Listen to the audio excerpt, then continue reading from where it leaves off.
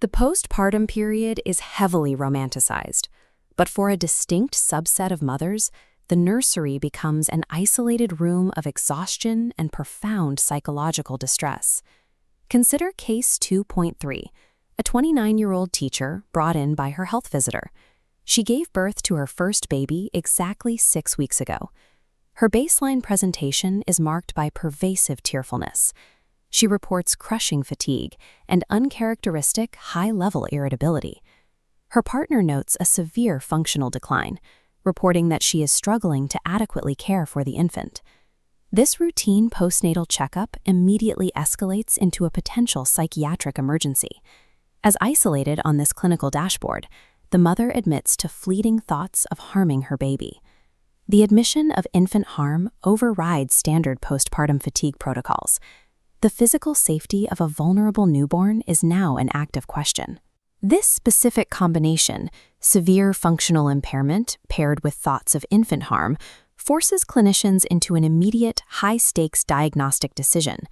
When a mother mentions harming her baby, medical trainees often reflexively suspect postpartum psychosis.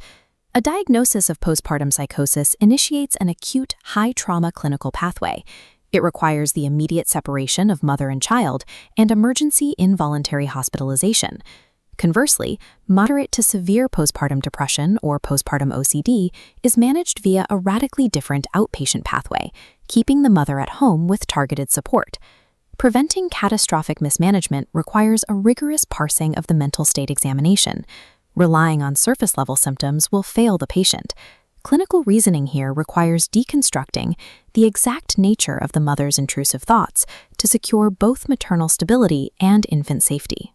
To reverse engineer how the patient reached this crisis point, we must look at the baseline pathogenesis of postpartum depression. It is driven by distinct biological mechanics. This timeline maps the primary biological trigger. Following the delivery of the placenta, maternal levels of progesterone and estrogen plummet instantly. Every mother experiences this hormonal crash, but psychosocial compounding variables dictate the severity of the depressive onset. In this case, the baseline stress begins with an unplanned pregnancy. That stress is then compounded by the acute, unexpected trauma of a premature birth. The final breaking point is a prolonged hospitalization. The infant spent 2 weeks in the neonatal intensive care unit, a highly stressful environment that disrupts early bonding and sleep. Visualizing this exact confluence of extreme biological shifts and acute psychosocial stressors demonstrates that severe postpartum depression is a multimodal failure of adaptation. The patient presents at exactly 6 weeks postpartum. This clinical timing is highly specific. The 6-week mark definitively rules out the common, transient condition known as the baby blues. The baby blues peak within the first few days of delivery and naturally resolve within 2 weeks postpartum. The duration and severity of our patient's distress exceed this window. Before confirming a psychiatric diagnosis, we must rule out physiological mimics. This elimination matrix isolates the primary medical conditions that overlap with depressive symptoms. Postpartum thyroiditis and severe anemia can perfectly replicate the profound fatigue, low mood, and irritability documented in this case. Once blood panels confirm these physiological mimics and transient conditions are absent, the clinician is forced to confront the purely psychiatric components of the presentation. This brings us back to the patient's red flag, her fleeting thoughts of harming the infant. To evaluate these thoughts safely, we must apply a definitive psychiatric distinction: ego-dystonic versus ego-syntonic ideation. The left side of this cognitive model illustrates an ego-dystonic thought. It is an intrusive, obsessive rumination that sits in direct conflict with the patient's core values.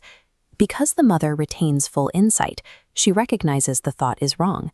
The clash between the intrusive idea and her protective instincts generates intense horror and severe distress.